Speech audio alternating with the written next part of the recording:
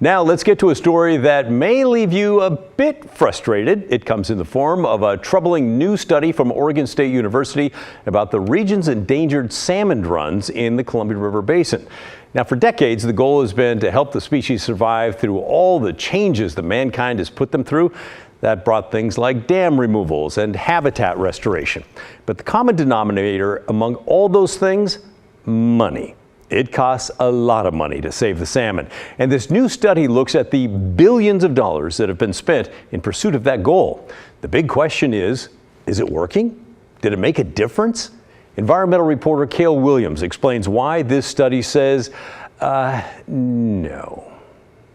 We do not find evidence of an increase in wild fish. That's Bill Jaeger, an applied economics professor at Oregon State University. And he's talking about the $9 billion that's been spent over the last 40 years to recover wild salmon in the region's largest river. Well, for a long time, there's been questions about the effectiveness of a wide range of activities taken to try to restore salmon and steelhead in the Columbia River Basin. Jaeger looked at 4 iconic species: sockeye, coho, chinook, and steelhead. And he found that despite all that spending, wild populations of those fish have not increased. Many of those species that are listed since the 1990s under the Endangered Species Act are ones for which the numbers have declined and continue to be of great concern. For his analysis, Jaeger looked at data from the Bonneville Dam, where officials have been counting the number of salmon returning to their spawning grounds for 50 years. Before the dams went up, as many as 16 million wild salmon returned to the Columbia River Basin. In recent years, though, that number has fallen to an average of just 1.5 million.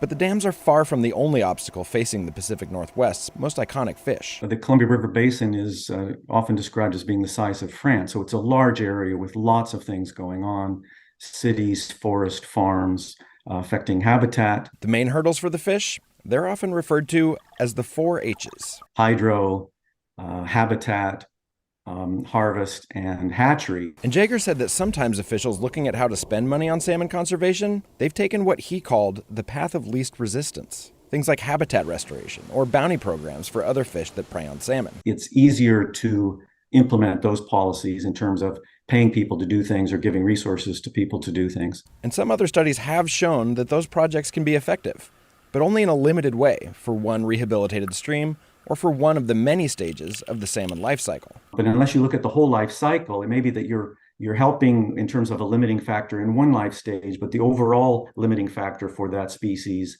in terms of their whole life cycle might be in a different life stage. And Jaeger's been on the other side of this issue as well, serving as an advisor on the Northwest Power and Conservation Council. Cost effectiveness was a term that was occasionally used in a report, but was never really undertaken as a serious methodology for determining where to spend money. So is all this money spent just a big waste? I'm not sure how useful it is to talk about whether the money was wasted or not. That's behind us. I think what one can do and what one should do is look at this evidence and ask, what should we be doing differently going forward? And doing things differently might mean that policymakers need to make some tough decisions. Jaeger said that some options, like lowering harvest numbers for fishermen or breaching the dams on the lower Snake River, will have to be looked at, even though they're controversial. I think they need to be clear-eyed and look at all the options and think seriously about which ones are going to be the most cost-effective, even if it means more pushback from stakeholders. Cale joins me now, and I know that the salmon were kind of considered the canary in the coal mine. So did the rest of the environment get saved, even if the salmon don't have big recovery numbers? Well, this study didn't really look at the coal mine at all. This one was very focused on how much money's been spent, what it did, and whether that produced any higher numbers of salmon returning to the Columbia River Basin. And I know you were waiting for a response from the agencies. They just got back to you. What did they have to say? Yeah, so not much. Both of them said that they didn't really have time to look over this whole study and time to get to us, TV deadlines.